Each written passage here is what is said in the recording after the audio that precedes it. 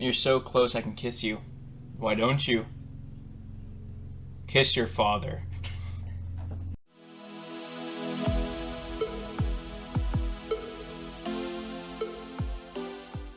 What is up, guys?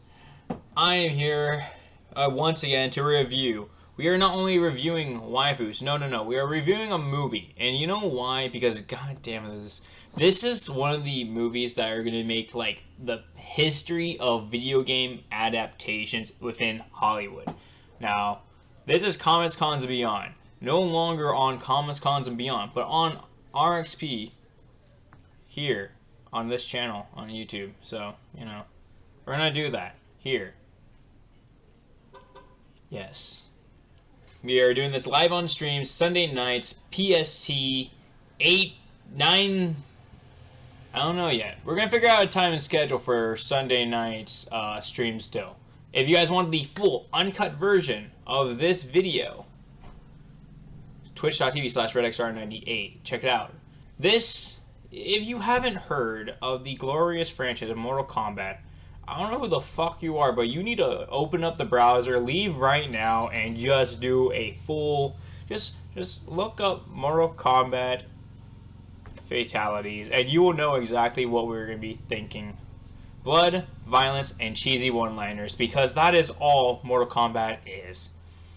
Mortal Kombat the movie. This is the remake, okay? We're not talking about the fucking shit that came out earlier, before, with fucking, like, oh god, it was just so bad. There's 2 movies of it, too. 2. Mortal Kombat and the Mortal Kombat Armageddon, I think. And they were just gone awful. But this one, this movie here, is actually probably the whole, I think it's going to be the savior and hope for video game adaptations. Now, it's not a good movie, but it's a good movie. And we're going to get into the reason why. We're going to break this review up into like about five sections. We're going to talk about not only the character usage, that's one.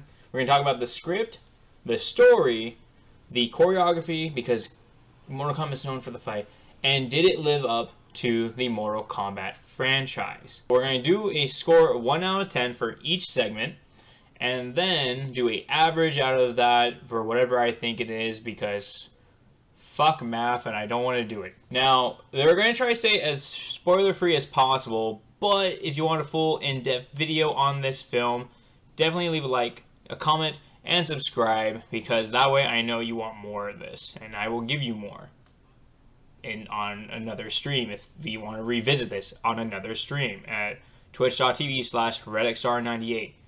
I'm not fucking kidding around. Now, this movie was jam-packed with a lot of fan-favorite characters. We had people like Reptile, Shang Tsung, we had Jack, Sonya Blade, we had Scorpion, of course, and Sub-Zero, Kano, we had Kung Lao, Liu Kang, Raiden, Melina. Fuck, there's a lot. The way they utilize these characters is a little bit underwhelming. The way they use Scorpion and Sub-Zero, oh my god, was that just beautiful. Beautifully done on all aspects of lore. You got the tense, vengeance-seeking Scorpion. And the whole very cool, like, he was ready to kill without a hesitation just because I don't give a fuck type attitude Sub-Zero. That's how Bi-Han was portrayed, and I was just loving everything about it. But the other characters kind of got scuffed. Sonya Blade was really flat as a character. We had Reptile, who didn't do much. Shang Tsung was cool. Liu Kang and Kung Lao were dope, but like they didn't have much going for them, you know? They didn't utilize them as much as they gave the full spotlight to Scorpion and Sub-Zero. Now, the only character that helps kind of like carry the story is probably going to be Kano. Kano, if you don't know, is an asshole, one, and he's the leader of the, I think it's called the Black Dragons, right? The mercenary group, if I'm knowing this correct, if I know my lore. Kano was great. His dialogue was probably the best out of the whole movie. His interaction with the characters kept the movie feeling alive. It wasn't a flat, one-dimensional story because of how dynamic of a person he was. Characters like Melina really got, like, I think Melina was the worst. Like, she had the most injustice done to her. Melina is one of my favorites out of the cast, in my opinion, for the games. But she was kind of just thrown aside as, like, just, hey, I'm here.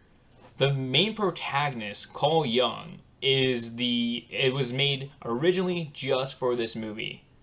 And he felt really flat. Like, it didn't seem like he was a dynamic character at all. Yeah, I'm a washed up MMA fighter. Oh, okay, cool. Why should we care? Like, there's no reason for us to care about his story arc at all. He was just there to replace the spotlight for Johnny Cage because they were like, and this is true, they couldn't put Johnny Cage in this movie because of the ego level of Kano. If you put our friend Johnny Cage, the nutbuster himself, in that movie, his ego would have to be so high up, he would have taken the whole show. Like, it would have distracted from the whole movie. I don't think they would have been able to balance it, which is a smart idea because that's why there's multiple movies to be set up for a franchise. That is what we want. For character usage, because of how great they used Scorpion, Sub-Zero, and Kano, but the rest of the cast felt really flat, I probably would have to give this one 6.5 out of 10. Like, the most you really get from the character's evolution is really Kano's smartass and then Scorpion Sub-Zero's rivalry. Like, there is nothing else going for it. Now, the plot line, it feels more streamlined and clear as a movie plot than what they had in the games. So for people that are fans, that are new and upcoming fans for the franchise, they really got something for everyone. Like, it made it easy to understand why everyone had their powers, what's going on in the universe of Mortal Kombat. They did a good job setting up that lore and why the whole concept of Mortal Kombat is going to take place.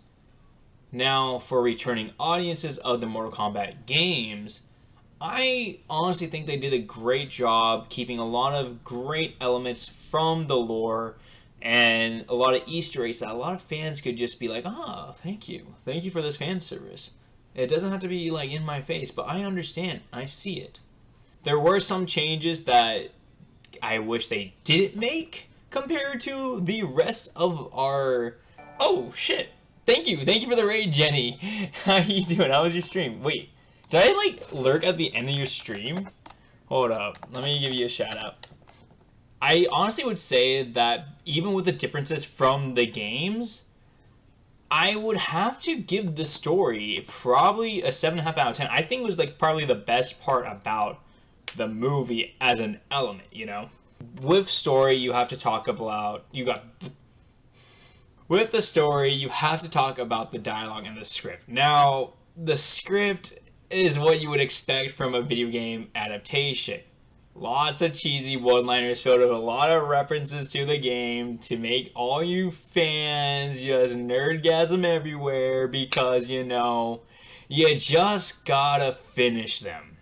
We got Kung Lao saying flawless victory. And let me just say, when he said flawless victory, I was just like, ooh, yes! Shang Tsu with the references to finish him. They were really well placed. I don't think they were overused as references. It was good as a nod. And then you have I think the best line is gonna be Scorpion's, "Get over here." His line delivery for that, and that's not a spoiler because if you watch the trailers, he says it. Don't fuck with me here. I will fuck with you guys back. I know what's a spoiler and what's not, okay? I do this for a living. Just not very much paid. Scorpion's delivery for that was probably my favorite thing for the script. Other than that, it was what you would expect. Cheesy one-liners, really flat dialogue, predictable comebacks. I have to give it a 6.5 out of 10 just for the good nods to the game. I think the most important thing, though, about a Mortal Kombat movie, one is the violence, and two, the fights.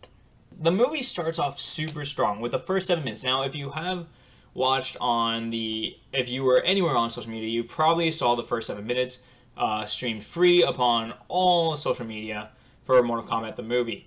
And if you saw it, oh my god, the way that Hanzo just rips into all the use of the blood gore was just enough over the top to where it goes beyond realistic and gets that fun, just like over the top gore that you felt from the video games. I would say it captures that feeling perfectly. The first two fights in the movie, where it's Hanzo versus the Lin Kuei, and then Hanzo versus Bi-Han, were probably the most clean choreographed fights. It had the best flow. It felt like a true martial arts fight. However, again, there's a lot of howevers for this review. The rest of the fights fell really flat until they hit the fatalities. It felt like a PG-13 movie at times where people are thrown around and you're like, brush off some dirt. They don't feel like they took as much damage as they should have. It felt like if you watch The Raid, that shows the characters actually taking the damage and sustaining. Like, it is affecting them across the whole scene and into the later scenes.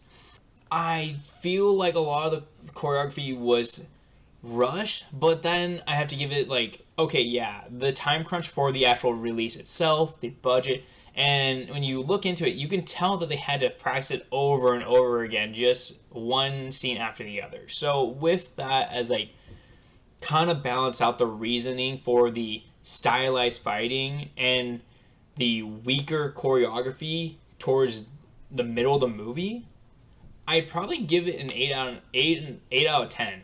And the fatalities were great, just was a little bit of a letdown because it wasn't as gory as I expected. I wanted more gore. I wanted more. They promised me, and I felt teased. I think the last element is, did it live up to the hype of Mortal Kombat? Now, like I was saying with the fight scenes, the gore and the over blood splats everywhere, ripping things in half. This is where I feel kind of divided. I would say it was probably an 8 out of 10 for matching the hype, because where they did have the fatalities and the overdone blood and gore, it was beautiful. But they also missed chances for a lot of it later on, and that's where it fell flat. It definitely kept the lore and the nostalgia of the video games alive and sets up for a great franchise to come for the games. But I definitely say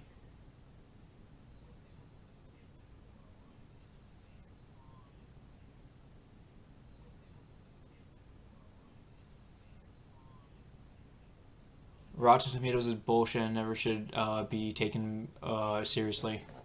Overall, guys, I would average this movie as probably an 8 out of 10. I think that they did a great job with the two main characters that I love, and they averaged out with Kano, and then even with the falling flat of the others, they had a fun, streamlined story plot that could be easily followed for all types of fans, new and old. Choreography was beautiful in some parts, but lacked in others. But, once you look into the actual spoiler reasons and the production notes, it makes sense. Practical effects were great. And, we gotta give a nod to the great one-liner and references that they put in a cheesy video game movie. So with that, guys, let me know what you guys thought about the movie. Leave a like, comment, and subscribe. Tell me who was your favorite character. Do you like Cole Young as a new character? Do you want to see him in future games? I honestly would. I want to understand why he has the powers he does, because they kind of don't make sense and they're kind of bullshit.